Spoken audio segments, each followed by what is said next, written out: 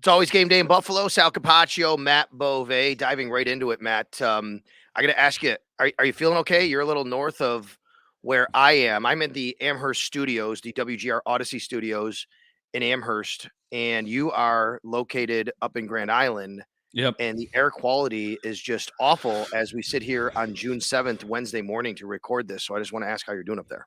Yeah, I'm doing okay. Thanks for asking. I walked outside to water the grass, water the flowers, and it smelled like a bonfire, which I actually love the smell of, but I know that Yeah. we're dealing with something pretty serious here. So I hope everybody is staying safe and it's not bothering anybody too much. We were actually trying to figure out, like, can we walk the baby in this? Mm. Because you know what I mean? It's like, she's a little one, like she doesn't have fully developed anything yet. So on Tuesday, we did.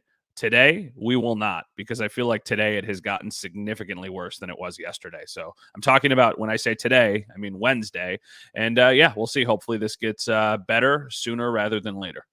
It's very hazy, smoky, Yeah. orange sun when you wake up in the morning. It's supposed to be blue skies on Wednesday, but it's not. You can't even see any blue because of it. I have my stepbrother lives in Nova Scotia, and him and his wife, she has been posting pictures of the fires up there and the evacuations going on. And it's just devastating. It's awful to see all of that happening. And then watching the Yankees game on Tuesday night, and there was just cloud, like it looked like, when you watch a game and they just had fireworks, like Mm, that's what it looked like at the Yankees game. that's so And creepy. yeah, and people have been talking about New York City, New Jersey, have friends down there posting pictures, how the smell of burning wood, even that far south. So it's a really tough situation. And, obviously, you want to make sure that everybody, stays safe.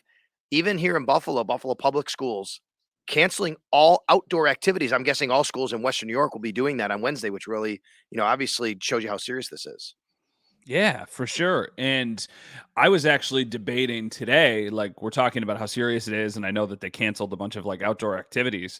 Like what is the threshold of things that you can do outside comfortably where you're not feeling like you're putting yourself at risk? Like I had a couple friends who asked me, "Hey, you want to golf on Wednesday afternoon? Is it a bad idea to go outside and golf in this?" It's a good question. Here's the deal. So I'm in a golf league that Jeremy White set up that we talk about on the radio sometimes called the Birdie League.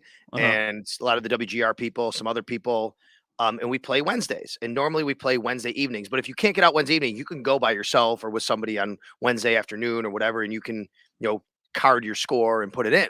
Mhm. So I have the Hall of Fame induction actually coming tonight for Cleveland Hill. So I can't play on Wednesday night. So I said, all right, I'll play on Wednesday afternoon. I'm not going out. It's just I'm not going to go out there for 2 hours and walk around Delaware Park. And I know that it seems a little, odd to say that because of the situation, but it's just with a night like tonight coming up and the induction, I'm just not going to go out there for 2 hours and be in that, Mhm. in that air quality. So I think it's very reasonable for anyone to say I just can't do something like that. Yeah, well, congratulations, by the way, on the Hall of Fame Thank you. induction that's happening Thank you. later. That'll be very, very exciting. Yeah, I mean, you just got to be smart if you're going to go outside. Like, don't overexert yourself. Maybe today is an excuse to not go on the run that you were thinking about taking, or not take the long bike ride you were thinking about Mhm. taking. Yeah, it's kind of creepy. It's weird. I've And never experienced anything like this. I know this is pretty like par for the course in California and in other yeah. parts of the country, but here, this is not something we deal with. And I would also let's dive it into football. Jeremy asked me when I went on Wednesday morning on our normal AM segment that I'm on with him. He said, what about the Bills? The Bills aren't scheduled to be on the field on Wednesday. They're scheduled to be back on the field on Thursday. And you wonder if they would even do that. Are they going to go back on the field? They could go inside the field house, but their OTA schedule Monday, Tuesday, Thursday this week. Thursday will be the final OTA of the not only week, but of the offseason. After that, it's Mhm. mandatory minicamp. But honestly, Matt, if this air lingers, I wouldn't be surprised if the Bills don't do anything on the field on Thursday. Yeah, that doesn't shock me either. I mean, they have access to the field house. I know they've got a ton Mhm. of bodies, so it would make the field house a little bit tougher to use than it is during the regular season when you just have your Right. normal practice crew. So I would think they will always be in the position of being overcautious with something like this, especially because minicamp actually starts next week. Like, you're not Yep. going to bend over backwards and put anybody at risk or do anything silly just to have that one extra practice when you know you're going to have mandatory minicamp stuff the following week. So it's a good point, but they also have so many resources and so much availability that you could have half of the guys do the weight room, half of the guys be on the Mhm. field, and then like flip flop. And then you could go to your spin studio, and then you could go to your sauna and your steam room and your pool and your hot tub and all the things that they have. down at the facility. Sounds like Casa Bove up in Grand Island to me. That's what Yeah, that sounds yeah, like. that's what it is. I actually have an indoor pool, sauna, basketball court, golf course. There you go. Yeah, all of that right in my basement right here. All right, so we want to thank everybody as always for coming aboard here. Always new listeners, and as the season gets closer, the off season goes on, and the Bills are making roster moves. We'll get to that in a minute. We're getting new listeners every day, whether that's via audio or video. Thank you so much. iTunes, Spotify, WGR, Odyssey app, wherever you listen, wherever you pod. We thank you so much. Throw us a nice like, review, 5-star rating. We'd appreciate that. And also on video, Sal Sports on YouTube. The numbers are really popping over there as well. A lot of people like watching the video version of this show. Matt's right there. You see him, you see me. We're trying to give you as much content in many ways as possible to watch this. Throw it up on your big screen TV. Just hook your computer in there and you can watch that. You can listen to it, while you're jogging or something like that, like you're at the gym. You can do it right in your own home if you have a treadmill or something like that. In the meantime, right before we went on, before. I'm looking at my phone. If you're watching the video version, you'll notice I'm not really paying attention to the screen. I'm just trying to figure out, this is a interesting sign-in for the Bills. This is not something that I had on my bingo board. No, and just like Leonard Floyd, which we'll get to, that was going to be the lead. Now the new lead is Cam Dantzler. Cam Dantzler, a former third-round pick of the Minnesota Vikings back in 2020, just 3 years ago. Didn't work out in Minnesota, and I think he had gone on to Washington. He'd already been out of Minnesota for a little while, at least the offseason here. The Bills have added him. Now, look, you could say third-round pick. Now he's been on 2 teams. There's obviously a reason. Totally fair and justified, and I get that. But it is an interesting name to bring into the fold, a young corner to add some depth to the secondary, Matt. Yeah, I mean, he's started a lot of games. I'm looking it up right now. So he has started 24 games. So if nothing else for the Bills, if you think this is somebody who can latch on to your team and who can make your roster as a backup guy, then I think he's probably worth the risk. Obviously, given the fact that he's 24 years old and this is going to be his third team, probably says something about, he's not going to immediately come in here and be a starting caliber player. But if you have an injury behind any of the guys that you have there, maybe you like him. I mean, maybe this gives them a little bit more flexibility with the position. Maybe this gives them the flexibility of seeing Christian Benford more at safety, even though they've said kind of up to this point that the plan is for him to be a cornerback. I believe Dane Jackson, do you remember what his contract is off the top of your head? Was it only a 1-year extension? Dane Jackson? Yeah. I believe that is the case. I'll look it up real quick as you talk, but I believe that's the case. So let's look at the guys that are going to be in front of Dantzler, at least when he steps in the door. Tre'Davious White, that's obvious. Kaiir Elam, even though I feel like the expectations are a little bit tempered for Elam, he was a first-round pick last year. Like, if he doesn't win the job as the starting corner opposite Tre'Davious White, it will be a disappointment for him and for the team because they used a big resource on him. Then you get to that next wave of guys, which is Dane Jackson, and then it's Christian Benford. Now, when we have this conversation, we never include Taron Johnson because even though he's a cornerback, we're not talking about like guys who play nickel. Correct. We're talking about guys on the boundary. So I'm not passing him off or anything like that. But then you get to Cameron Dantzler. I mean, guy who started 24 games or something like that as somebody who's 24 years old. You would like to think that there's some positive upside here. I just think about a position where they got really bare bones last year, and it makes sense that they would try and address it now because they don't want to get to the point where they did last year, where you're bringing in guys who are at the end of their career, who were really, really good 5 years ago, like they did with Xavier Rhodes. Like, this is somebody whose best football might still be ahead of them, and you get the opportunity to go sign him. And listen, we know from Brandon Beane on Tuesday, this is probably not a very expensive move. It's just not. It's probably like, hey, you've got some options. Come play for the best team and see if you can revitalize your career. And if that's what this ultimately is, kudos to the Bills for making it happen. So you said something interesting in all that. You said the expectations for Kaiir Elam are a little bit tempered. And I don't know if you wanted to say it like that, because I want to say I think the expectations are a lot higher than what he's shown. I don't think they're tempered expectations. I think the expectations are there. He just has not performed to those expectations so far. I think this team expects him to be and wants him to be.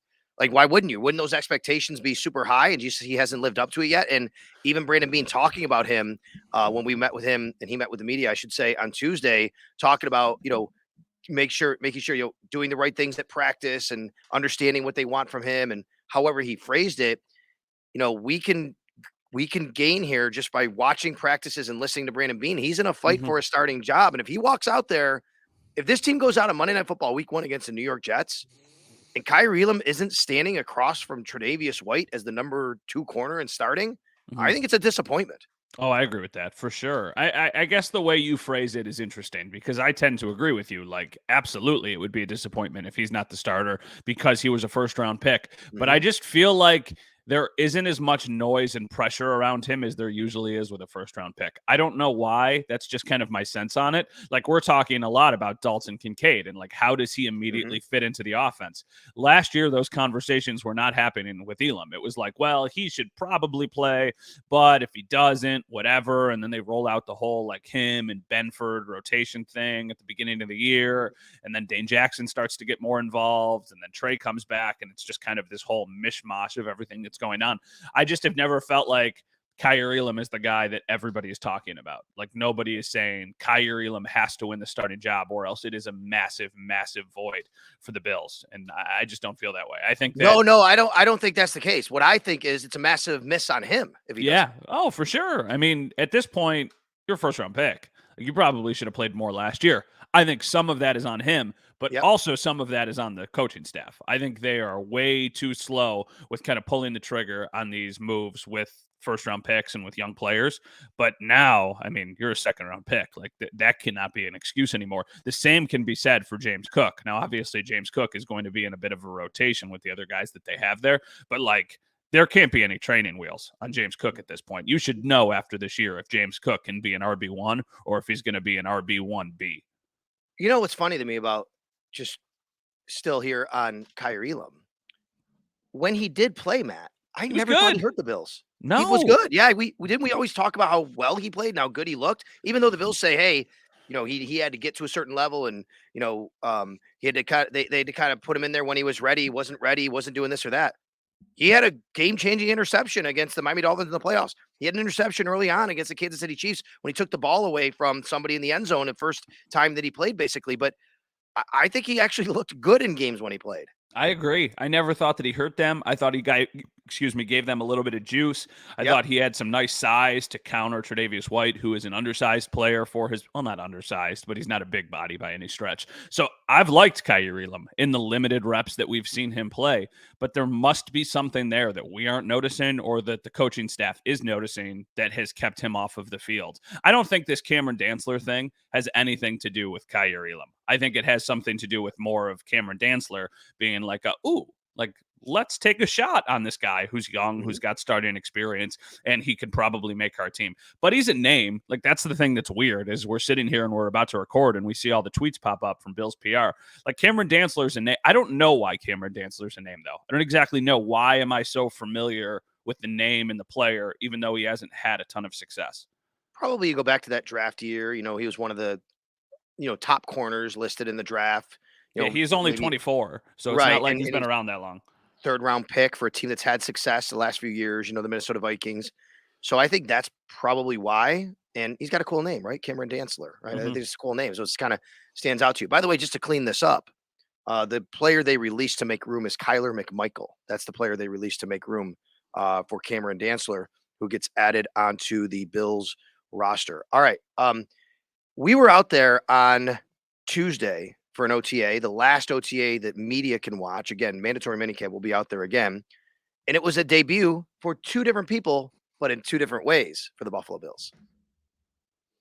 Matt, Tuesday was our first chance to see Leonard Floyd in a Buffalo Bills uniform and helmet. He was out there on the field. It was also our first chance to see Damar Halin actually take team reps and be a full participant. So wherever you want to start, whatever one you think is worthy to talk about here first, we'll go that way.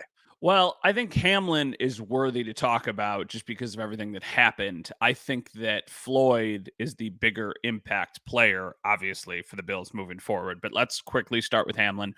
Really cool to see him back out on the field with his helmet on. I think that is still very much a national story. Before we were doing this, I was watching ESPN and they were talking about Damar Hamlin back on the field to see what he has gone through and to see where he was at the beginning of 2023 up until now, 6 months later, just an incredible amount of progress. So, yeah, I think that's just really, really promising to see him actually working with the team now with the helmet on, being a full participant in drills. Like, I'm to the point now where when we get to training camp in a month and a half, I think he's going to be a full go. He's going to be doing everything that all of his other teammates are doing. That's just my read on it.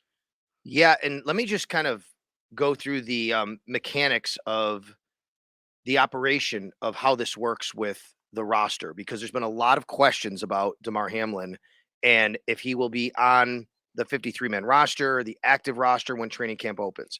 Brandon Bean touched on this a little bit on Tuesday to give a little clarity. So, as someone, me, who for some reason I'm a CBA nerd and I read through a lot of this stuff to kind of figure out, what's going on a lot of times with different, roster designations and things like that. Here's how it's going to work, Matt. Basically, Damar Hamlin is not eligible for PUP. PUP is for guys who have been injured, who have been Yes. doing nothing and can't participate in workouts, off-season practices, things like that. And when you get to training camp, they're still in that boat. So a guy like Von Miller, we know he's been hurt. He hasn't done anything. Guy like Tre'Davious White last year. So as soon as they go to practice, you put them on PUP. They cannot practice on PUP. The minute they step on the field, you have to take them off the PUP list. But he can't be on PUP, basically, Damar Hamlin, because he's been participating. He's been cleared by doctors. So we know that. So he has to, so that's not an option for him. The only other option, if he's not on the 53, if he's not on the active roster, I should say, is NFI. That's non-football injury. Okay. You could say non-football injury. Now, I understand that he had his heart situation on the actual field, but it would be a non-football injury. However, we know that's not going to happen. Why? Because he's been cleared to play football. Mm-hmm. So he doesn't have a non-football injury. Whatever happened to him in Cincinnati has now been cleared enough for him to play football, so he doesn't have a non-football injury, so that's out of the question. He can't be on PUP. He can't be on NFI.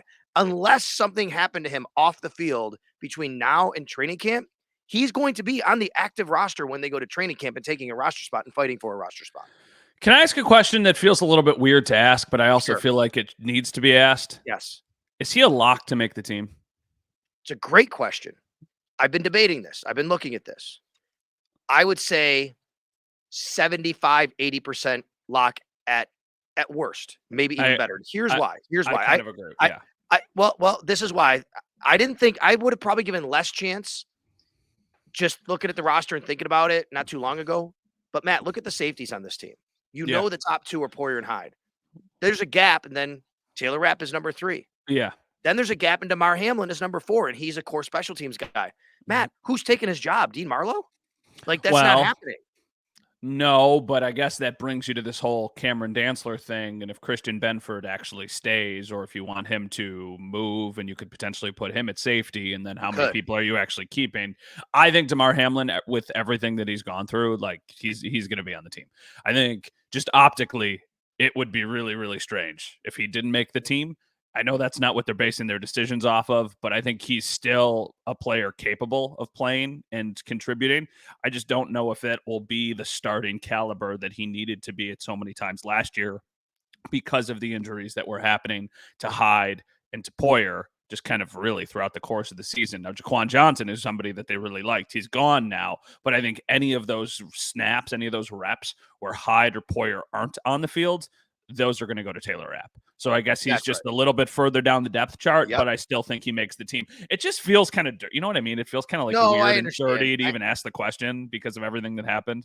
I understand. I'll also say that, isn't there value in having a guy like Damar Hamlin who players can look at as a team leader and inspiration to be out there with them and, what they went through together? I think the Bills value things like that, right? To know that this is a guy that, literally put his life on the line and, and not because of a choice of his, but what he went through and to be there and how they were so emotionally attached and all that.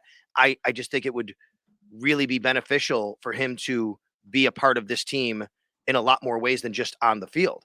It's not the sole reason you keep him, but there is value in that because of what he means to his teammates and what he means to the organization. But from my point of him making the team, I just don't see, like, Dean Marlowe's a nice guy to break glass in case of emergency on the practice squad. Other than that, I don't see anybody taking that safety spot. Zane Anderson, like, he could play special teams, but Damar's a core special teams guy. And Matt, they're only going to keep probably 4 guys anyway. They're not going to keep 5 safeties. They usually don't do that. So you make up the good point, though. The right point is, well, are we not counting a guy like Cam Lewis who played safety? Christian Benford who could move to safety? Saran Neal can play a little safety. Is there something creative they could say, look, the numbers, the way they shake out, we don't want to get rid of this guy, and he can also play safety, so therefore Damar is left out. I just don't see that happening right now. That's why I say 75, 80%, but it's still not completely 100% a lock. Yeah, I think that the safety position is probably one of the easier positions to predict as far as who's going to make the team and who's going to ultimately play meaningful snaps. And that brings us to Leonard Floyd and the Yep. addition of him on the defensive line or as an edge rusher, whatever you want to call him. That to me now becomes the most complicated position to try and figure out because his addition immediately makes me think about guys like AJ Epinesa and Boogie Basham and whether or not they're going to make this team. I think that conventionally you would go with, well, Boogie Basham's a year younger, so maybe that makes him the more likely player to make it as opposed to AJ Epinesa. You can throw Shaq Lawson into this mix as well. But I think Epinesa has been more consistent than Basham has been over the course of the last couple of years. So I don't necessarily know if I would make the argument for Boogie Basham. And I think Shaq Lawson has actually provided them with a bit more juice than either of those players, even though those guys are younger and Shaq is more of a veteran at this point. So I don't know how it's going to play out, but there will be good players that do not make this team because it is such a deep roster across the board. So we know this. It's unfortunate, but injuries happen. Mm-hmm. And a lot of times, and even Brandon Bean and Sean McDermott will say, like, a lot of times these things have a way of sorting themselves out, right? Yeah. So that can't happen. But let's just say everybody stays healthy. And let's just pretend for a second that Von Miller is healthy and he's playing, whether that's week 1, week 2, week 3, whatever. They keep him on the 53. Yeah, there's no way they're keeping 6 defensive ends. They could keep 5 edge rusher defensive end. They could keep 5, they're not keeping 6. So you're talking about 1, maybe 2 spots for Epinesa, Basham, and Lawson. I think it is going to be super interesting how that plays out. Yeah, I do too. And I think that give it a lot of it also depends on Vaughn too, because if Vaughn is healthy, then you might give the edge to one of the guys who still has a bit more potential and is still a bit younger in his career. And maybe that way you lean Epinesa or Basham because you're like, these guys won't need to be counted on immediately. If he's not healthy at the beginning of the year or for an extensive period of time, then maybe you lean towards Shaq Lawson because you can say, like, okay, we think that we can plug and play this guy, Floyd, and Rousseau as a rotation of the three of them and be okay until Von Miller gets back. And then you just hope that you could stow away one of those guys. But I don't think you would be able to. I think those are players you would have to try and trade. And then you ultimately, I mean, they're second round picks. You're definitely not getting second or third round picks back. Maybe at best you get a fourth or a fifth. Who is the guy? Daryl Johnson? Was that his name? That they traded to the Panthers. I think they got like a 6th round pick for him. Obviously, the Wyatt Teller thing happened. I think they got a 5th round pick for him. So, maybe they get a 4th, maybe they get a 5th for one of the players that they're ultimately. What did they get for Cody Ford last year? A 5th? I believe it would have been a 5th. Yeah. Trying to remember. Was there something involved? Maybe there was another traffic there. I don't know if it was straight traffic. It could have been, but yeah. Regardless, like that's kind of the territory that we're leaning with. It's a good problem to have, though. I want to end on that. Like it is a very good problem to have, and I really like the addition of Leonard Floyd. I think that I would have liked the addition of DeAndre Hopkins more if the money is similar, but I still think like Leonard Floyd brings this team a player that they have not had.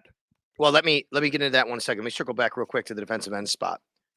The right point, I think, is what you said about they may just have to determine who are we more likely to have back in the practice squad if we release, and that would be Shaq Lawson, right? Because AJ and Bookie are subject to waivers. They haven't been in the league 4 years. Shaq isn't. They can release Shaq Lawson and then say we want you back in the practice squad, and he could just basically wait out in the parking lot and do that the next day. Like they can, or that's how this can work. Now that would also mean Shaq Lawson would have to be willing to do that, or he could say, no, you want to do that to me? I'm going to go somewhere else. But honestly, like he had months to sign elsewhere and no one signed him. So I do think that's more likely because of that simple fact that you'd have Shaq on the practice squad. He's still part of the organization because Boogie and AJ, you release one of them, they're getting picked up. They're getting claimed. Somebody's bringing them into their organization for free. And I don't think the Bills want to do that on these guys who are still on their rookie deals. So that's probably how something like that will shake out. But like I said, these things have a way of sorting themselves out a lot. All right, Leonard Floyd, you said it. So let me go back to when we heard on Monday morning that the Bills had signed Leonard Floyd. Were you more surprised about that or Ed Oliver's extension when you heard that? I was more surprised about Ed Oliver's extension. But I did not see the Leonard Floyd move coming. I was with Harper. I was taking Harper out before I was leaving to come to the groundbreaking ceremony in Orchard Park when that had happened. So, I mean, it makes sense. I think when you look at these moves, you kind of look at them, the two of them together. I know that's not exactly what they are, but the Oliver move happens so you can keep him long term, but also so you can sign Floyd in the short term. And I think that the Bills really like the idea of adding another player to that rotation because I think that it helps bridge the gap until Von Miller gets back. But I think even more so, it gives you another option of somebody you really trust to get after the quarterback because there was a drop off. Like after Von got injured and then after Rousseau, there was a drop off there. Now you would have, conceivably, a healthy Von Miller, a healthy Greg Rousseau, and a healthy Leonard Floyd. Like you really like having those three guys as your primary edge rushers. Do you know the highest number of sacks in a season a player has had and who it is in the Sean McDermott, Brandon Beane era in Buffalo? That's a good question. My guess is Jordan Phillips. Mm-hmm. It would have been in 2019 before he left. And I don't think he got to 10. So I'm going to say 9.5. That's correct on all Let's fronts. go. Wow. I legitimately, I did not know that prior. I just, hey. No, it's good. I can feel the wheels spinning. Pat myself on the back there. Yeah, I could see it. Like the hamster, the wheel was turning there. No, you're right. Yeah. It's 9.5. Jordan Phillips, an interior defensive lineman. The Bills have not had a double-digit sack guy under McDermott and Beane. Now, that's with the caveat. Von Miller was on his way last year. He would have, he didn't get hurt.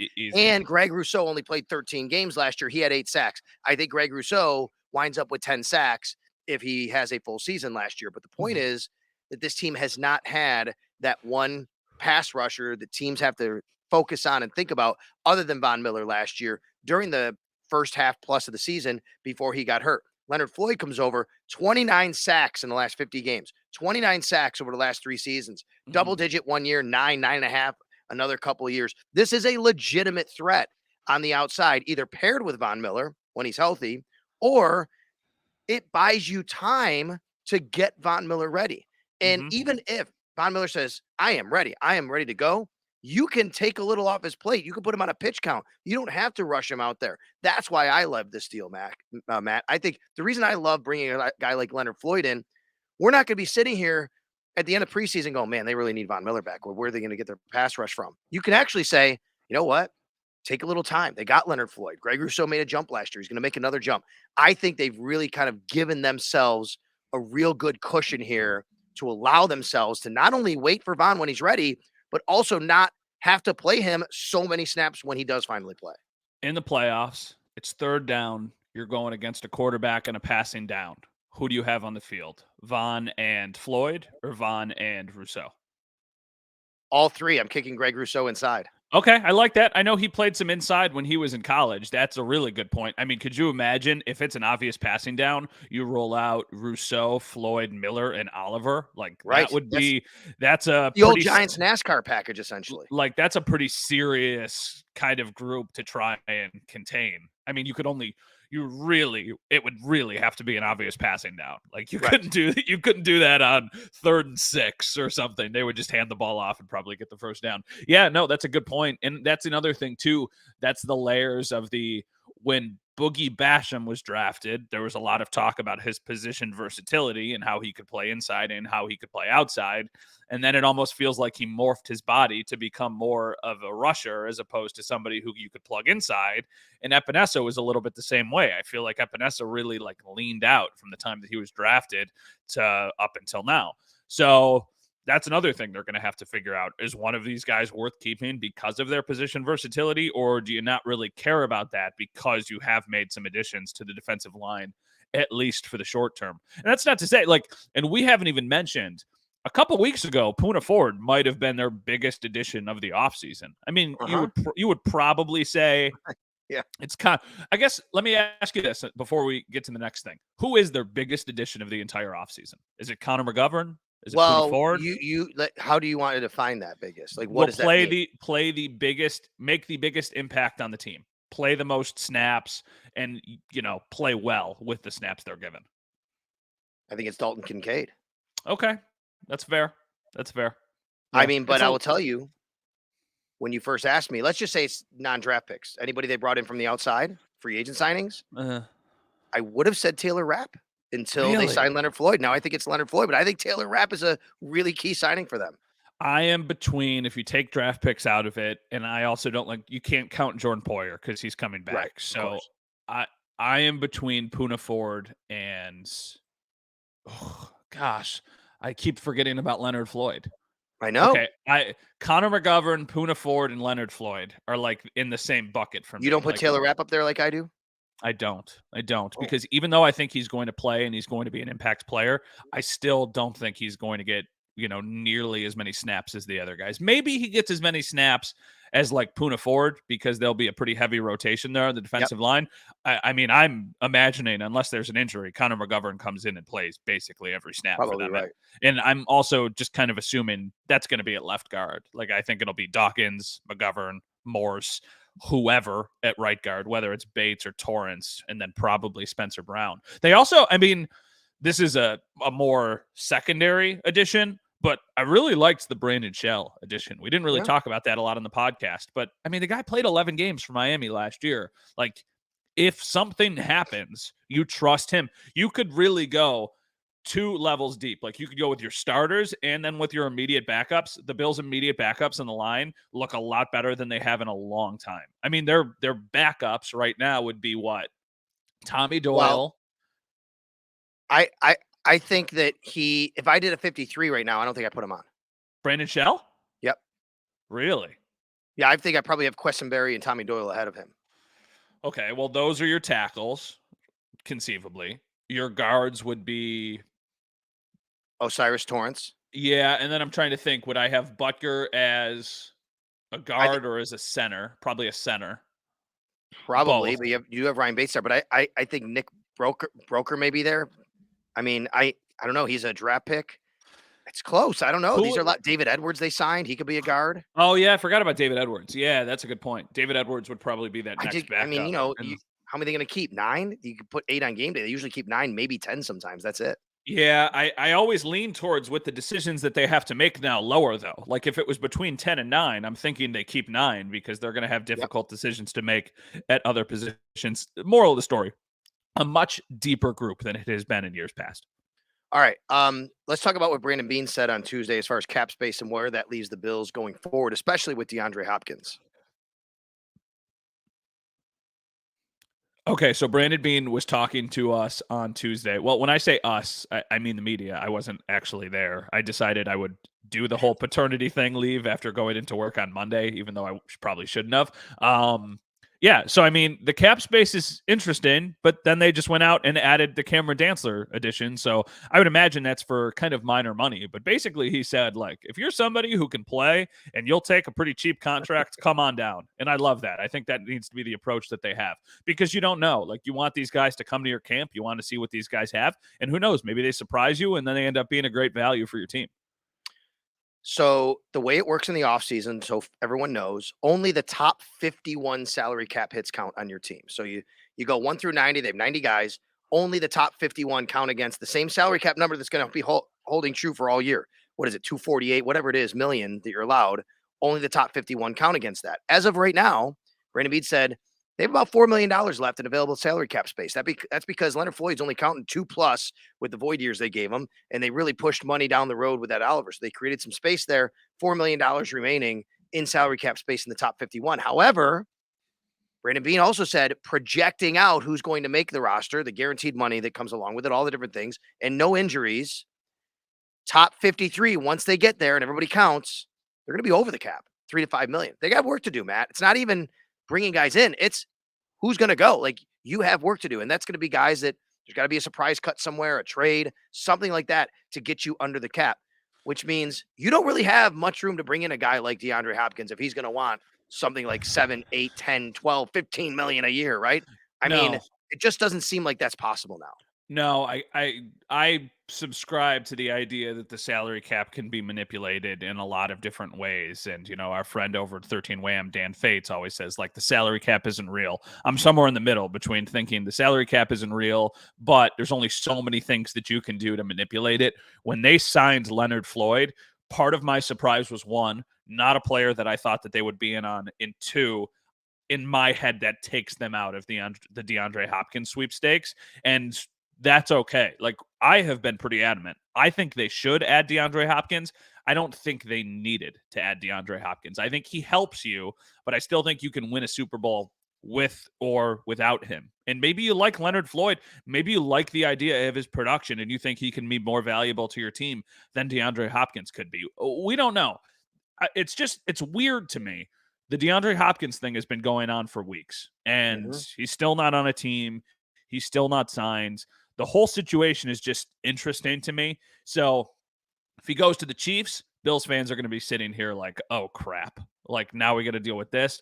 But, maybe he ends up just going to a team that isn't that great because they can give him $15 million and none of the contenders really can. Yeah, and he did say that yesterday was his birthday. He said he would call him on his birthday. Somebody asked him, "You gonna call him on his birthday?" He said, "Yeah, I'll call him and wish him a happy birthday." It doesn't mean he's offering him a contract. I do think it was interesting on Pat McAfee. Brandon Beam was on. He didn't rule it out. He didn't rule it out, but it was really interesting that he basically said, "Yeah, he's going to get a decent contract somewhere." I think that's a message to DeAndre Hopkins and his representatives, like, "Yeah, that's great. Go ahead and do that if you can, because we can't do that for you. You want to?" Yeah. Then he says the next day, "You want to play for cheap? Come on down. You could do that." So that's where the Bills stand salary cap wise, as far as what Brandon Bean said. All right, just a couple of other items before we head on out of here. Just mentioned birthday. Today, as we record this, June 7th, is Kim Pegula's birthday. It's her 53rd birthday. It's also, Matt, exactly 1 year to the day when she suffered her medical event, which her daughter Jessie wrote a lot about. And we know that there's a lot of things that, went on that day, that week. We also know that she's still recovering.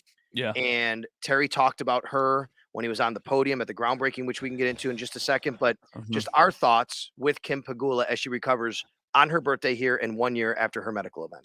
Yeah, the common theme from everybody who spoke at the groundbreaking was that even though she isn't physically here, she's here and her presence can be felt because she was a massive part of the stadium deal that was happening. And, like, she was very involved in the business side, like doing what we do. We have a lot of interactions with, the front office and with the ownership group. I don't have a lot of interactions with Terry. I could probably say 10 times, 15 times. I saw Kim all the time, whether it was on the sideline before games, whether it was in the offices, whether it was at a practice. And she was always super nice, really easy to talk to, just a really genuinely kind person. And everybody who I know over there who has worked for her says the exact same thing. So obviously, from just like a human standpoint, I just want to see the recovery continue to make progress. And hopefully one day we can see her again, whether it's at a game, whether it's an event, whether it's at, whatever it is. And that's got to be on her terms. But obviously we're thinking about her. Yeah, well said. I echo those sentiments. She's always been really accommodating and kind and treated me very well as well in all of our interactions. We were at the stadium groundbreaking. It's super cool to see this happening. We're going to be out there throughout, you're going to be on paternity leave, but you're going to be out down there, soon enough. Yeah. And you're going to see it just like I am. And a lot of people are going to see it as they drive past. And then when they get in the preseason and the practice down at the stadium and then the games, and this thing's going to go up pretty quickly. I remember being in Vegas when they just started building the Raiders stadium and there was some steel in the ground. I'm like, oh, that's where the stadium's going. 6 months later, I see on TV, like, bam, like that thing is going up quick, man. That's what's going to happen here, Matt. Yeah, it is. Let me share a couple tidbits that I found really, really interesting just from talking to people at that press conference and just kind of off to the side. The height of the stadium is kind of like shocking to me. So the stadium itself will be, imagine Highmark Stadium right now, and imagine those massive lights that are on the outside. The new stadium will be 20 feet higher than where the lights currently are at Highmark Stadium. So most of the stadium, like you think of the stadium now, it's half underground, and then you have the half of it above ground, and then the really high lights. This one is just going to basically be, it's not going to be built straight up. They're still digging a big hole. From what I understand, it's going to be about 35 feet or so, but I think that's not going, the field level is not going to be nearly as low as it is in the current stadium. So that to me is pretty eye-opening. Like when you think about seeing the stadium, everybody who's been to Orchard Park knows you don't really see the stadium until you get to the intersection before the actual stadium. What is that? Right. Abbott and Southwestern? Is that the intersection before the stadium? Yes, I believe so. Yes. Right by the gas station there. Yeah. And then on the other side, you've got like the big tree. But until you get up to that intersection, you really don't see the stadium. You can see the lights from a little bit away. This stadium will not be that way. You will see this stadium from much farther away because it will be significantly bigger. And the timeline here is The dig is happening as we speak right now. Mhm. Then the foundation will be poured, and then there will be structural steel that will go up sometime in the late fall, early winter, probably towards the end of the regular season. And then for anybody who is planning on getting a ticket, or if you already have tickets, everybody who buys a PSL will have to go to the new ticket center in Williamsville in the Walker Plaza. Sounds like that will open late summer, early fall, like late August, early September is kind of the timeline that I've been told. So that's when you can kind of start to see the wheels moving here. That's when that opens. And then you can start to pick out your seats and figure out, where you're going to be sitting with your season tickets. And then we can start talking about what it looks like inside the stadium. It's going to be terrific. Anything rectangular, I was told they can basically do lacrosse, soccer. Don't expect World Cup soccer to come here, but definitely like higher level soccer, things like that. That'll happen. There'll be four, basically a tunnel in each side instead of just one tunnel, plus one behind the Bills bench that the team can go in, like you see in Kansas City or New England. Maybe I think Pittsburgh has that. So there's gonna be a lot of changes when people go to watch the games. But of course, that's in 2026. The Bills will change on the field as well over the next few years before that actually winds up happening. So it's going to be fun. It's going to be cool to kind of see that in the progress. And I think they're going to have, from when we had Ron Raccuia on the radio maybe a month ago, they are going to have some sort of like time lapse video, or at least a live look cam. I think a live webcam at some point to kind of keep everybody updated to the progress, which would be cool to watch. Yeah. Also, I just really want to quickly, I'm getting 24 and 26 mixed up. Cameron Dantzler is 24 years old. He started 26 games. I think I said he was 26 and started 24, but whatever. Gotcha. I think the coolest thing about the stadium, and you try and take yourself out of it as much as you can when you're covering events that is a big news story. Like this is a big news story. This is different than just being a sports story. There's a lot of public money involved here. Like there's a lot of like political connections to the stadium. So you kind of have to like take a step back, and you don't want to go too overboard on anything. But that whole time I kept thinking like, Ellie, my daughter, she's 3 months old, like she will watch games at the stadium. Like I grew up going to games at Highmark Stadium because my parents, we were very fortunate. They were able to bring me to games every year we would go to a game, maybe a preseason game mixed in. I was always like my favorite day of the year. And the whole time we're sitting there talking about how there's an entire generation that hasn't even been born yet who will be going to the games at the stadium. Well, Ellie has been born, but I'm like, wow. Like, and she's in the sweet spot where I think I might be able to get her to a game at Highmark and then get her to a game at the new stadium. Like she won't remember any of it. No, but that's all right. You're right. Like you could bring a 3-year-old to a Bills game, right? Yeah, if you do it right. Maybe you have to sit in a suite. I mean, but it's going to be tough in I think, we took Max to Fenway when he was a stroller to standing room only to see the Yankees play, right? I mean, like you could do that. But yeah, I think you're probably right. I think kids, at least to a preseason game, you could do something like that. It might be a little rougher at a regular season game. And for me, it's the same thing. And I said this, I always get a little emotional when I talk about it. My whole life growing up was the Bills are going to leave someday. The Bills are going to leave. Ralph Wilson's going to get older. The team's going to get sold. The stadium is outdated. The lease is up. It was all the worry every year. It was the worry. I don't have to worry about that anymore. But more importantly, my 9-year-old son doesn't have to worry about that. He's going to be in his 30s and 40s by the time these kinds of things come up again. So he can enjoy this for 3 decades. So I'm just so happy for everyone here in Buffalo in this community that this gets to happen. So all right, you got anything else on that? Because I want to wrap it up here before we head out. I have one thing that isn't about the stadium. It's about a popular football video game, and I'm not going to say the title of the game. Okay. But the cover of the popular football video game will very likely be a very popular Bills player who throws the ball really fast and really hard. You could say it all right here. Say what you want to say. I'm just going to leave myself the out because it hasn't officially happened yet as the time we're recording this podcast. But, can I say it? You can say I had been told about a month and a half ago that it was going to happen, but I could never get it confirmed from a secondary source. I have not been told. I don't know this. I'm just telling you what everybody's reporting. Like you have been told. Jeremy White tweeted it out, so I'll say it, that he was told that Josh Allen's going to be on the cover of Madden 24. Yeah, and he will be. So I can tell you because the story has been written and saved as a draft on WKBW.com for about a month and a half. He will be the first Bills player ever, obviously, to be on the cover of Madden. People immediately think of the Madden curse, and I don't really subscribe to that. I actually liked Jeremy's point on it. I think I was listening to him on the radio, and he was like, you believe the team has been cursed forever. So maybe you just need another curse to kind of like reverse the course of all of this There you happening. go. Like, how could they be any more cursed? 13 seconds, wide right, Music City Miracle, no Super Bowls. Like, they're already cursed. So don't worry about another fake curse. Like, whatever. Who's the first person you remember on the cover or any story about it? Ooh. Um, for my generation, I would think most people probably say Michael Vick. He was unstoppable as a Madden player and as a Right. cover athlete. But admittedly, growing up, like I played Madden every single year, but I was much more into NHL than I Yep. was into Madden. I could probably rattle off like every NHL cover and like every soundtrack from those games. I can't do that with Madden, but I think there will be a big spike in sales locally if Josh is on the cover, even though everything's like digital now. You know what I mean? Like you can just Yeah. go on the marketplace and buy it digitally. So the cover doesn't mean as much as it maybe once did.